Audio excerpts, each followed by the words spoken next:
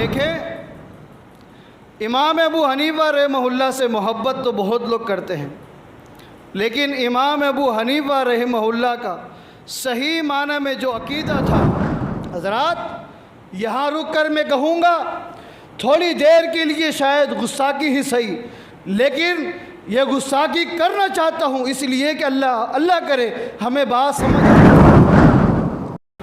رب زدنی علما، رب زدنی علما، اللہم رب زدنی علما وعملا، اللہم انفعنا بما علمتنا وعلمنا ما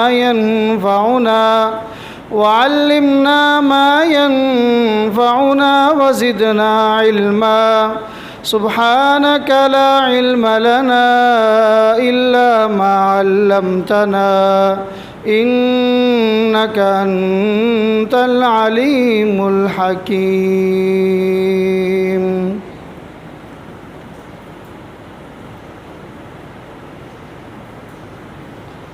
ہر قسم کی تعریفیں اللہ وحدہ لا شریک کے لیے لائق و زیبا ہیں،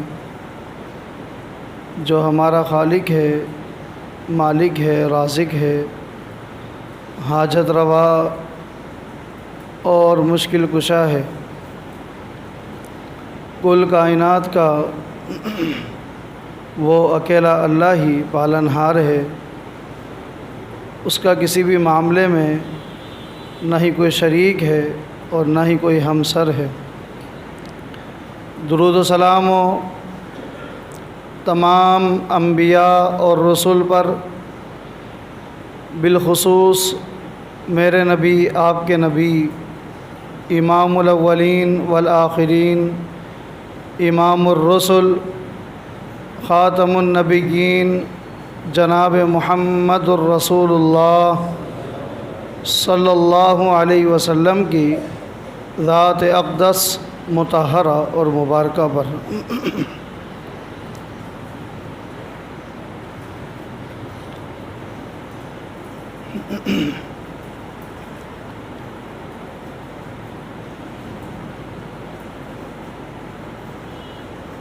ایک حدیث جو کہ بڑی مشہور ہے، اہل علم کے ہاں اس حدیث کو حدیث جبریل کے نام سے جانا جاتا ہے۔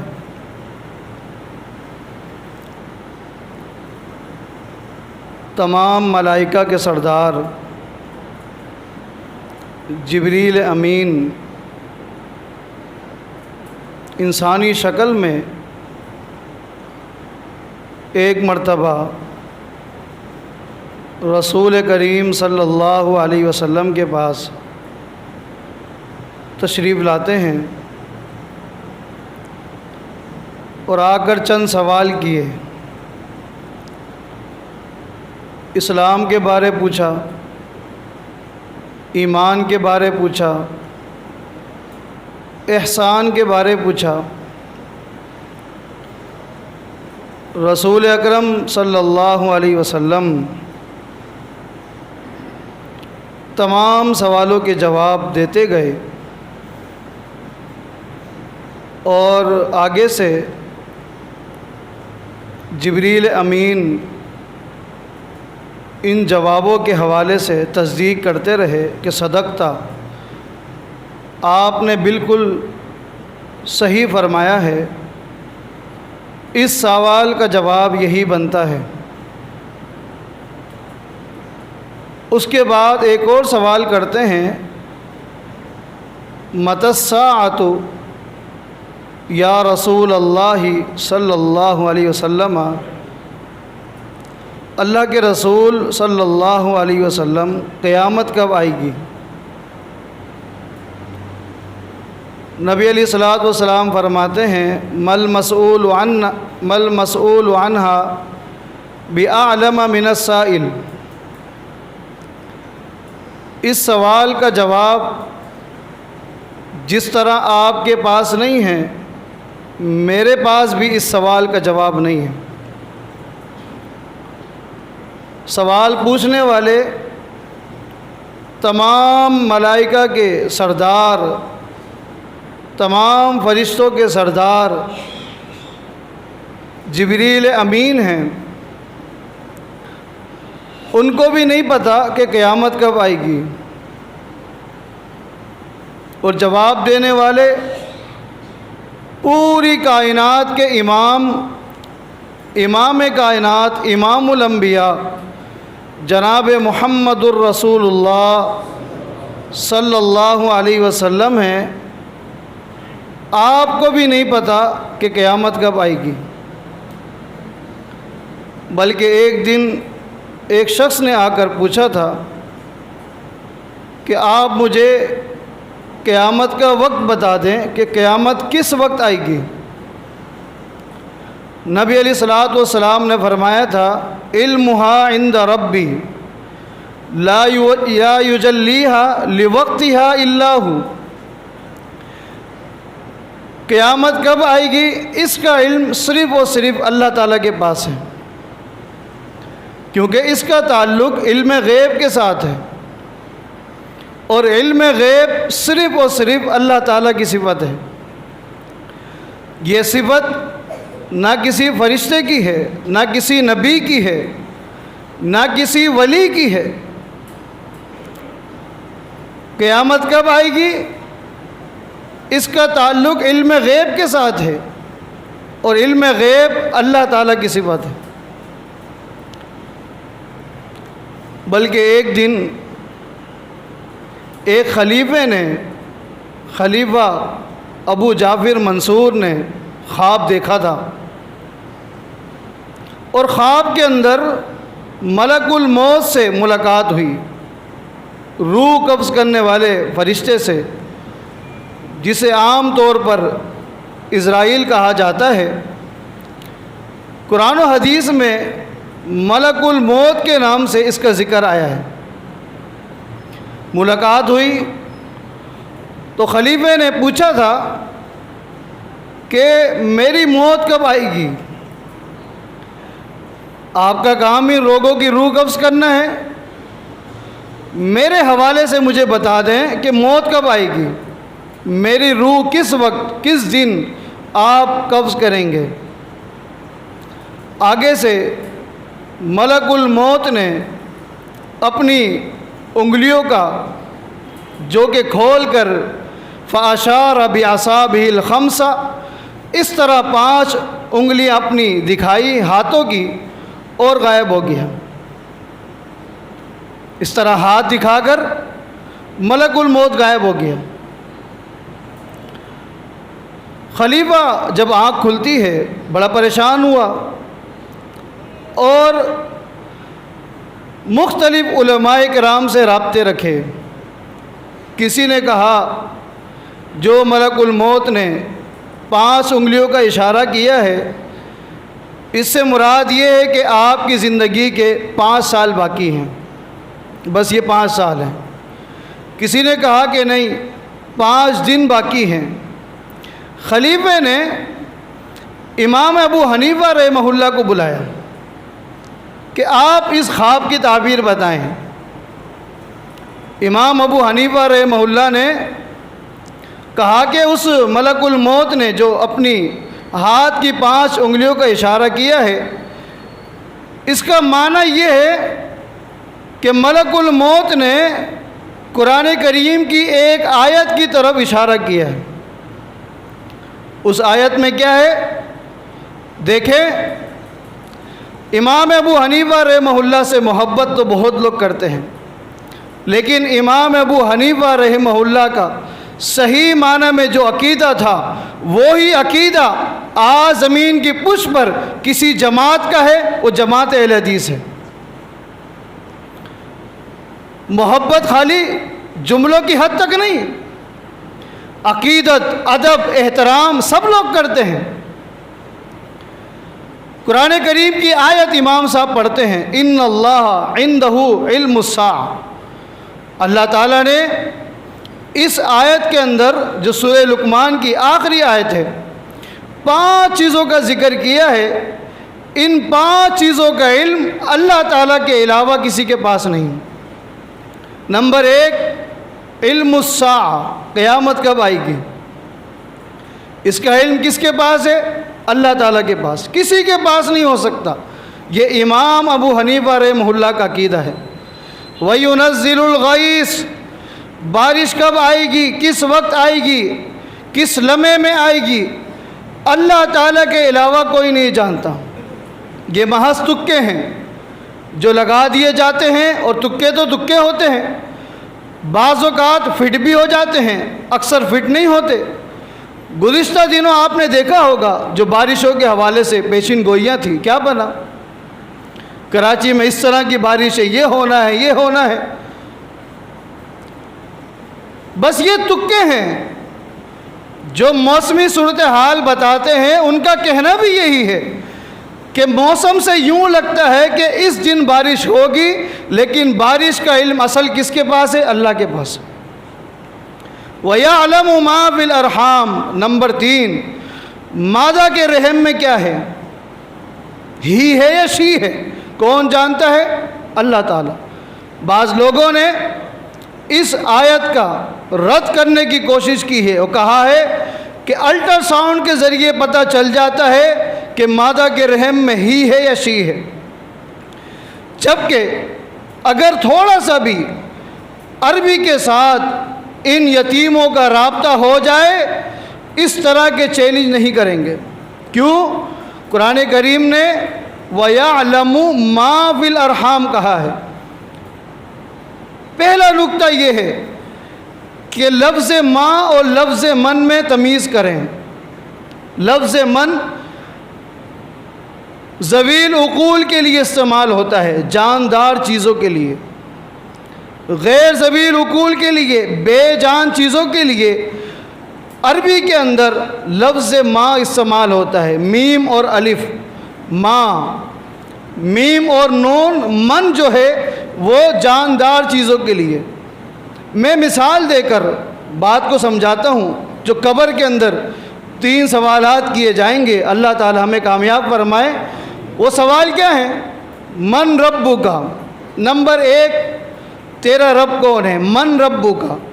من نبیو کا، لفظ من آ رہا ہے، من نبیو کا، آپ کے نبی کون ہیں؟ نمبر 3، من دینو کا نہیں آیا ہے، ماں دینو کا، لفظ ماں استعمال ہوا ہے۔ کیوں؟ نبی علیہ الصلوۃ والسلام جاندار چیز ہے، ان کے لیے لفظ من آیا ہے۔ دین اسلام یہ غیر ذویل عقول ہے، بے جان چیز ہے، روح نہیں ہے، اس کے لیے لفظ ماں کا استعمال ہوا ہے۔ قرآن کریم پہ قربان جائیں، اللہ تعالیٰ نے من وَيَعْلَمُ مَن فِي الْأَرْحَامِ نہیں کہا، وَيَعْلَمُ مَا فِي الْأَرْحَامِ کہا ہے، اس لیے کہ کم و بیش 4 مہینے 10 دن کے بعد مادہ کے رحم میں جو نطفہ ہوتا ہے اس میں روح ڈالی جاتی ہے۔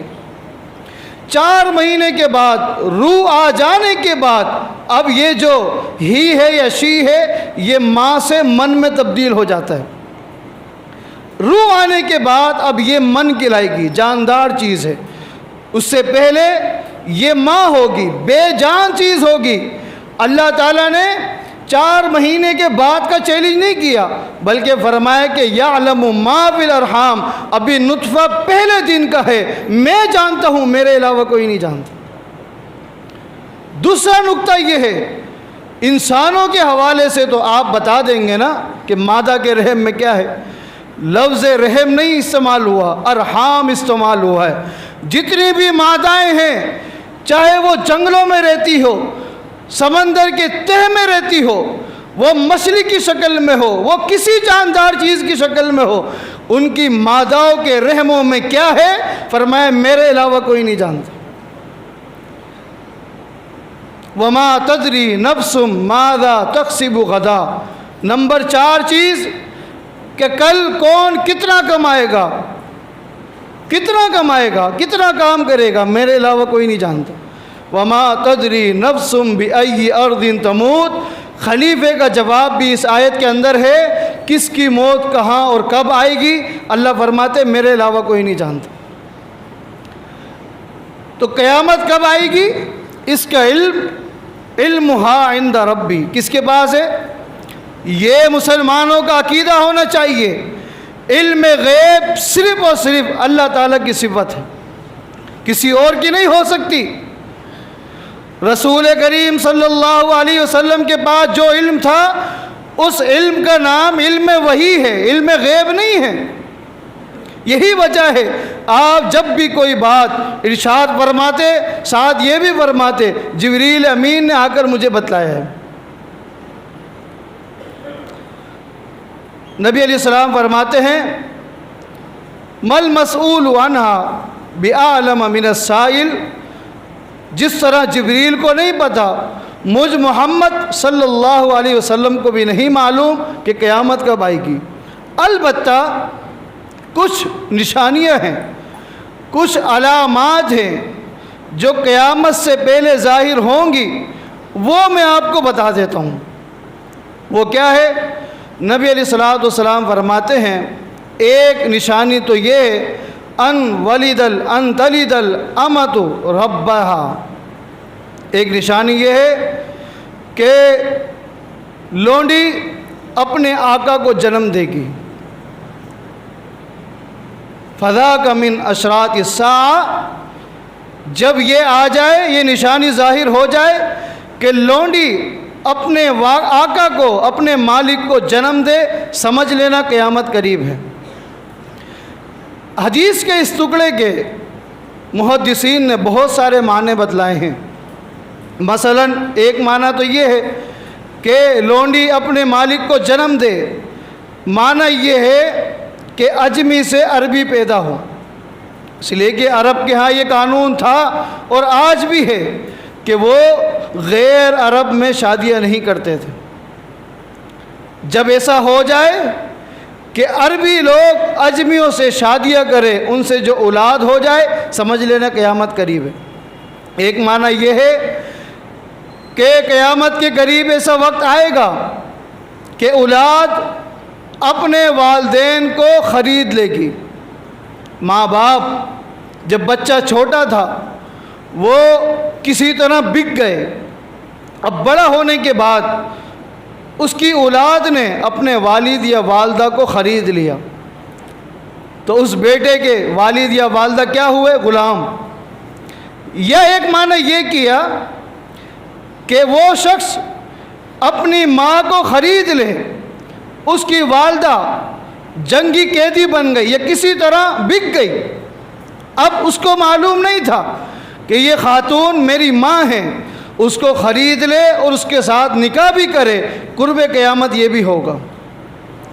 ایک اور معنی محدثین نے کیا ہے، امام وکیع رحمہ اللہ نے، جو مجھے بڑا پسند آیا، وہ معنی یہ ہے ان تلد الامۃ ربتہا، قرب قیامت ایسا وقت آئے گا کہ والدین کے ساتھ ان کی اولاد غلاموں جیسا سلوک کرے گی۔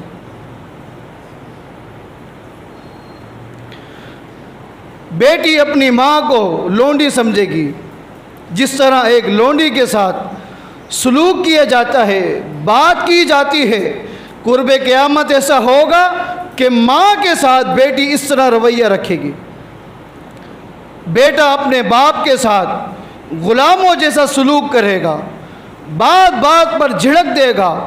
جس طرح غلام کی کسی گھر کے اندر کوئی ایسی حیثیت نہیں ہوتی، اسی طرح ایک باپ کی اس کے اپنے گھر کے اندر کوئی حیثیت نہیں ہوگی۔ یہ وقت آ جائے کہ ماں باپ کے ساتھ غلاموں جیسا سلوک کیا جائے، سمجھ لینا کسی بھی وقت قیامت آ سکتی ہے۔ آج یہ دور ہے کہ نہیں؟ والدین کے ساتھ غلاموں جیسا سلوک کیا جاتا ہے۔ اسی حدیث میں ایک نشانی نبی علیہ الصلوۃ والسلام نے یہ بھی بتلائی، اذا تطاول ریاء الابل البہم فی البنیان، قرب قیامت ایسا وقت آئے گا کہ جو جنگلوں میں کالے اونٹ چلاتے تھے، اونٹوں کے چرواہے، ایک وقت آئے گا ترقی کر جائیں گے اور اپنے مکان بنائیں گے، حتیٰ کہ مکانات بنانے میں ایک دوسرے کا مقابلہ بھی کریں گے۔ तरक्की कर बैठेंगे। जिनके पास पहनने को कपड़े नहीं हैं, एक वक्त आएगा वो लोग तरक्की करेंगे। ततावला फिल बुनियान, अपने महल्लात, मकानात, बंगले बनाएंगे, एक दूसरे का मुकाबला भी करेंगे। ऐसा वक्त आ जाए, समझ लेना क़यामत करीब है। कुछ और निशानियां भी नबी अलैहिस्सलातु वस्सलाम ने दूसरी अहादीस में ज़िक्र फरमाई हैं। एक हदीस में आता है, नबी अलैहिस्सलातु वस्सलाम फरमाते हैं, इन्ना बैना यदिस्सा, लोगों क़यामत के करीब ऐसा वक्त आएगा, युनज़लुल जहलु व युरफ़उल इल्मु, क़यामत के करीब ऐसा वक्त आएगा कि जहालत नाजिल हो जाएगी। युरफ़उल इल्मु, इल्म उठा लिया जाएगा, इल्म उठ जाएगा, जहालत का नुज़ूल हो जाएगा। मिंबरों मेहराबों पर, मुफ्तियों की सीटों पर आपको मिलेंगे तो जाहिल लोग मिलेंगे। इल्म उठ जाएगा। इल्म कैसे उठ जाएगा? किताबें उठा ली जाएंगी, लाइब्रेरियाँ ख़त्म हो जाएंगी, किताबों का वजूद नहीं होगा। फरमाया नहीं, इल्म इस तरह उठेगा, इन्नल्लाह ताला ला यक़बिज़ुल इल्म इंतिज़ान मिन सुदूरिर रिजाल। ऐसा नहीं होगा अल्लाह ताला किताबों को उठा ले, या लोगों के, जिन लोगों के सीनों के अंदर इल्म है, कुरान और हदीस का नूर है, वो इल्म उठ जाए। वलाकिन यक़बिज़ुल इल्म बिक़ब्ज़िल उलमाइहिम, बल्कि अल्लाह ताला क़यामत के करीब उलमा को उठा लेगा। उलमा उठ जाएंगे, उनके सीनों में जो इल्म होगा वो भी उनके साथ चला जाएगा। ये भी निशानी हमें पूरी होती हुई नज़र आती है कि उलमा पे दर पे इस दुनिया से जा रहे हैं। हीरे मोती जिनके पास कुरान और हदीस के साथ साथ उनके अस्मा और रिजाल का भी इल्म है, तेज़ी के साथ। माजी बाईद में आप देखें, अल्लामा अलबानी रहमहुल्लाह जैसे मुहद्दिस चले गए, कितना बड़ा ज़ख़ीरा था। उसके बाद थोड़ा सा आगे बढ़ते हैं, सैयद बदिउद्दीन शाह राजदी रहमहुल्लाह जैसे अजीम हीरे चले गए। फिर माजी करीब में हाफिज़ ज़ुबैर अली ज़ई जैसे हीरे। उसके बाद बिल्कुल अभी चंद साल पहले जनूबी पंजाब का एक बहुत बड़ा हीरा हाफिज़ अल्लामा मोहम्मद रफ़ीक अल असरी रहमहुल्लाह, जो अस्मा और रिजाल के हाफिज़ थे। एक अजीम सानिया डॉक्टर अब्दुल रशीद अज़हर रहमहुल्लाह का हुआ, जो अस्मा और रिजाल के हाफिज़ भी थे, कुरान करीम के अंदर PhD कर रखी थी। इतना बड़ा ज़ख़ीरा। उसके साथ साथ उनके छोटे भाई डॉक्टर अब्दुल रशीद अज़हर रहमहुल्लाह, अब्दुल हमीद हज़र रहमहुल्लाह, फिर अब्दुल हमीद रहमती KPK के अस्मा और रिजाल के हाफिज़।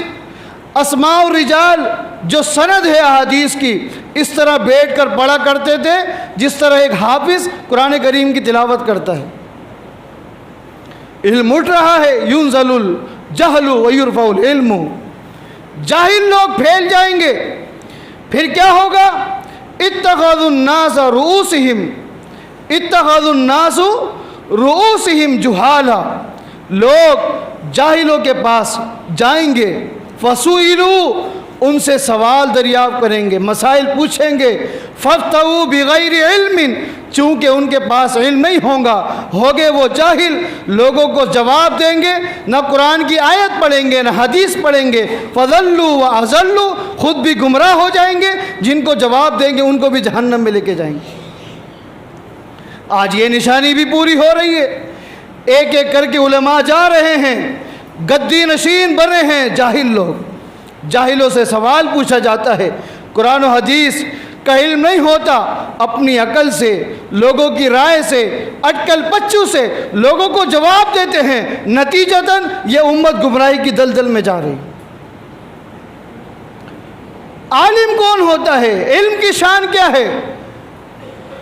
आलिम वो है, ये नुक्ता ज़हन नशीन करें, आलिम सिर्फ वो है, इल्म वाला वो है جس کے پاس اگر سوال لے کر جایا جائے، اگر اس کو اس سوال کا جواب نہ آتا ہو، وہ کہہ دیتا ہے اللہ عالم، اللہ جانتا ہے، میرے پاس علم نہیں ہے۔ سمجھ جاؤ یہ عالم ہے، اس میں کوئی توہین نہیں ہے، اس میں کوئی بے ادبی نہیں ہے۔ میں آپ کو ایک امام کا تعارف کرواتا ہوں، جس امام کے پاس لوگ دور دراز کا سفر کر کے، تقریباً 6 مہینے کا سفر کر کے لوگ آئے اور اپنے سوال لے کر آئے۔ علاقے کے جتنے پیچیدہ مسائل تھے، کم و بیش 40 کے قریب مسائل لے کر امام صاحب رحمہ اللہ کے پاس آتے ہیں۔ یہ سوال ہے، یہ سوال ہے، ایک ایک کر کے سوال کرتے گئے۔ امام صاحب رحمہ اللہ کہتے ہیں ان سارے سوالوں کا میرے پاس علم نہیں ہے، صرف 40 سوالوں میں 4 سوالوں کا جواب دیتے ہیں، باقی کے بارے یہی فرماتے ہیں اللہ عالم، اللہ جانتا ہے۔ اتنے بڑا عالم، یہ عالم کون ہے؟ جس کے بارے اللہ کے پیغمبر نے فرمایا تھا یوشک ان یضرب الناس، لوگوں ایک وقت آئے گا لوگ اونٹوں پر سوار ہو کر عالم کو تلاش کرنے کے لیے نکلیں گے، اتنا ڈھونڈیں گے، اتنا تلاش کریں گے، حتیٰ کہ ان اونٹوں کے کلیجے بھی خشک ہو جائیں گے۔ آپ کو معلوم ہے اونٹ کے اندر یہ کوالٹی اللہ تعالیٰ نے رکھی ہے، تقریباً ایک ہفتے کا پانی وہ سیو کر لیتا ہے، وہ پانی بھی خشک ہو جائے گا، اونٹوں کے کلیجے خشک ہو جائیں گے، عالم نہیں ملے گا۔ یطلبون العلم، علم کی تلاش میں وہ عالم لوگ، علماء نکلیں گے، ہم سے بڑا کوئی عالم مل جائے، لا یجدون عالما اعلم بعالم المدینہ، پوری دنیا کا چکر لگائیں گے، سب سے بڑا عالم اگر ان کو ملے گا مدینۃ الرسول میں ملے گا۔ یہ عالم کون ہے جس کے بارے یہ پیشین گوئی کی گئی؟ تمام محدثین کا اتفاق ہے اس عالم کا نام، امام کا نام امام مالک رحمہ اللہ، امام دار الہجرہ، مدینہ کے امام مالک رحمہ اللہ ہے، جن کے پاس تمام علماء سے زیادہ علم تھا۔ حضرات یہاں رک کر میں کہوں گا، تھوڑی دیر کے لیے شاید گستاخی ہی صحیح، لیکن یہ گستاخی کرنا چاہتا ہوں اس لیے کہ اللہ کرے ہمیں بات سمجھ آ جائے۔ آج لوگوں نے امامت کے منصب بھی خود دیے، امامت کے منصب بھی خود دیے، پھر ان کے القاب بھی خود دے دیے۔ یہ اتنے بڑے عالم ہیں جس کے پاس شریعت کا جو علم انہوں نے سمجھا، ان کو القاب بھی دے دیے، جی یہ امام اعظم ہیں، جبکہ امام اعظم سب سے بڑے امام دین کے، شریعت کے، وہ صرف اللہ کے رسول تھے صلی اللہ علیہ وسلم۔ اگر علم شریعت کا بھی امام لگایا جائے، کیونکہ شریعت کا امام آپ کے علاوہ کوئی نہیں ہو سکتا، ابو بکر، عمر، عثمان، علی، امام مالک، امام شافعی، امام احمد بن حنبل، امام ابو حنیفہ رحمہ اللہ، یہ سارے ان میں سے کوئی بھی شریعت کا امام نہیں ہو سکتا، البتہ علم شریعت کے امام ہو سکتے ہیں۔ علم شریعت کا امام بھی اگر کسی کو دیکھا جائے، کیونکہ اللہ کے رسول نے کسی امام کا نام نہیں لیا، کسی اور علاقے کا نام نہیں لیا کہ وہ مکہ کا امام ہوگا، وہ کوفہ کا امام ہوگا، کسی اور علاقے کا نام، ایک ہی علاقے کا نام لیا ہے، ایک ہی شہر کا نام لیا ہے، وہ کائنات کے امام محمد رسول اللہ صلی اللہ علیہ وسلم کا اپنا شہر مدینہ ہے۔ یہاں کے امام کون ہیں؟ اگر آپ کو علم شریعت کا امام بھی کہنا ہے تو صرف یہ اعزاز اگر کسی کو ملا ہے امام مالک رحمہ اللہ کو ملا ہے، سب سے بڑے امام۔ لیکن دیکھ لیں 36 سوالوں کا جواب دیتے ہیں میرے پاس علم نہیں ہے۔ اس میں کیا گستاخی ہے؟ اس میں کیا بے ادبی ہے؟ یہ عالم کی شان ہے، یہ علماء کی شان ہے، اور یہ علم والوں کی شان ہوتی ہے اگر ان کے پاس جواب نہیں ہوتا وہ معذرت کر دیتے ہیں۔ जुहला के पास होता है, आप जाएं, जाने की देर है, यूं करके आपको जवाब मिलेगा। ना उसमें कुरान की आयत है, ना हदीस है, बुज़ुर्गों ने कहा है, लोगों ने कहा है, उलमा ने लिखा है, बस इसके अलावा आपको कोई हवाला नहीं मिलेगा। ये है युनज़लुल जहलु, जहालत नाजिल हो जाएगी, जहालत आम हो जाएगी। युरफ़उल इल्मु, इल्म उठा लिया जाएगा। हज़रात, इसके अलावा भी बहुत सारी निशानियाँ नबी अलैहिस्सलातु वस्सलाम ने फरमाई हैं, बयान की हैं। कुर्ब क़यामत किस कदर फितने आएंगे, किस कदर फितनों का ज़ुहूर होगा। युलक्की बाज़ुकुम बाज़ुहा बाज़ा, एक फितना आएगा, जब वो चला जाएगा अगला फितना उससे ज़्यादा खूबसूरत बनकर आएगा। लोग गुमराह हो जाएंगे, फितनों की ज़द में आते रहेंगे, फितनों की लपेट में आ जाएंगे। एक फितना जाएगा, उससे जान छुड़ेगी, अगला फितना उससे बड़ा आएगा। एक हदीस में समंदर की मौजों का जिक्र है। इस कदर फितने कुर्ब क़यामत, क़यामत से पहले पहले आएंगे। जिस तरह समंदर की मौजें हैं, आने वाली मौज, आने वाली लहर छोटी होती है, उसके बाद वाली उससे बड़ी होती है। इन फितनों के दौर में कामयाब इंसान कौन है? सिर्फ वही कामयाब है जो इन फितनों के दौर में भी इन फितनों से बच जाए, और जब उसको मौत आए उसका ईमान अल्लाह पर, आखिरत के दिन पर मुकम्मल हो। बस वो कामयाब है। इन फितनों के दौर में अपने ईमान को बचाएं, अपने ईमान का मुहासबा करें, अपने ईमान का जायज़ा लें। कहीं ऐसा तो नहीं इन फितनों में से किसी एक फितने में मैं मुब्तला हो जाऊं। और एक और हल अल्लाह के पैगम्बर ने फरमाया, नबी अलैहिस्सलाम फरमाते हैं, जितने भी अंबिया आए हैं, हर नबी ने अपनी कौम को फितनों से डराया है, अल्लाह के अज़ाब से डराया है, और जन्नत की खुशखबरियाँ सुनाई हैं। व इन्ना उम्मतकुम हाज़िही, ओ सुनो मेरी उम्मत के लोगों, तुम्हारे लिए क्या है, इन्ना अव्वलुहा आफियतिहा व इन्ना आखिरहुम बलाहुम तुसीबुहुम बलाहुम व फितना। अगर फितनों से बचना चाहते हो तो फिर उन लोगों का दामन थाम लो जो सहाबी हैं मोहम्मद मुस्तफ़ा के सल्लल्लाहु। आफियत का रास्ता, सलामती का रास्ता यही है, सहाबा कराम के दामन को थाम लिया जाए। अगर आप ये चाहते हो, फितनों से बचना चाहते हो, उस दीन को अपना लो जो दीन अल्लाह ताला ने अपने पैगंबर ने सहाबा कराम को अमल करके दिखलाया।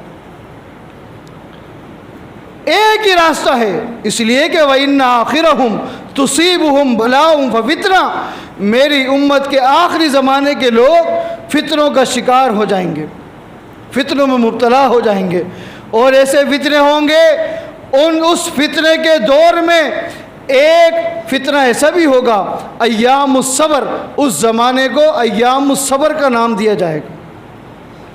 इन्ना मिन वराइकुम अय्यामुस सबर, मेरी उम्मत पर ऐसा वक्त आएगा, ऐसा ज़माना आएगा, उस वक्त अय्यामुस सबर होगा, सबर के दिन होंगे, सबर करने वाले होंगे। असब्रु फीहिन्ना मिस्लु क़ब्ज़िल, जिस तरह एक शख्स के हाथ के हथेली पर अंगारा रख दिया जाए, आँख का अंगारा हो, वो अंगारा वो हाथ में बंद कर ले, कितनी तकलीफ़ होती है। फरमाया कि उस वक्त एक एक मुसलमान को किसी दीन के अमल पे करने के, किसी भी अमल, किसी भी काम के करने पर इस तरह तकलीफ़ दी जाएगी। नमाज में, रोज़ों में, हर अमल में उसको तकलीफ़ें होंगी, जिस तरह हाथ के हथेली पर अंगारा है। हाँ सुनो, उनके लिए खुशखबरियाँ हैं, खुशखबरी भी है, सआदतें भी हैं, अजर भी है। अजर इतना है, अजरु खमसीना, नबी अलैहिस्सलाम फरमाते हैं, उस दौर में जो अय्यामुस सबर के दौर होगा, अय्यामुस सबर के दिन होंगे, उस दौर में अगर कोई शख्स एक नेकी करे, उसके एक नेकी करने पर 50 लोगों के बराबर उसको सवाब मिलेगा।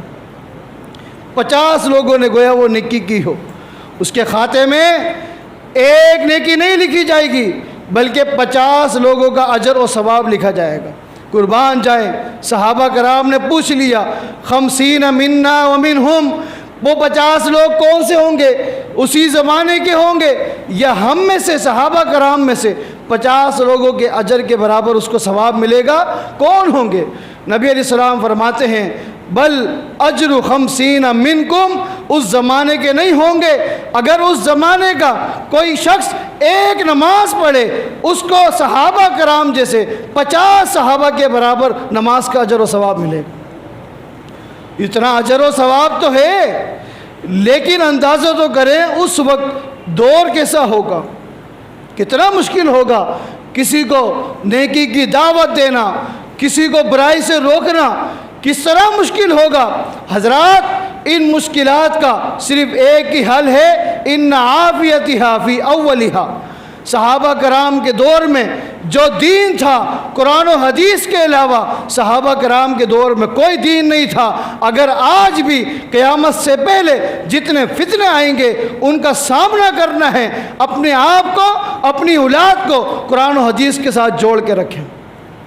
ایک ہی راستہ ہے، ایک ہی حل ہے۔ اس لیے نبی علیہ السلام نے جنتی گروہ کا بھی جب تعارف کروایا تھا یہی فرمایا تھا ما انا علیہ واصحابی، جنت میں ہر وہ شخص جائے گا جس طرح آج جس دین پر میں عمل کرتا ہوں آج کے دن اور میرے صحابہ عمل کرتے ہیں، وہ شخص قیامت تک آنے والے جتنے لوگ اس دین پر رہیں گے وہ جنتی گروہ ہیں۔ دیکھیں کون ہیں؟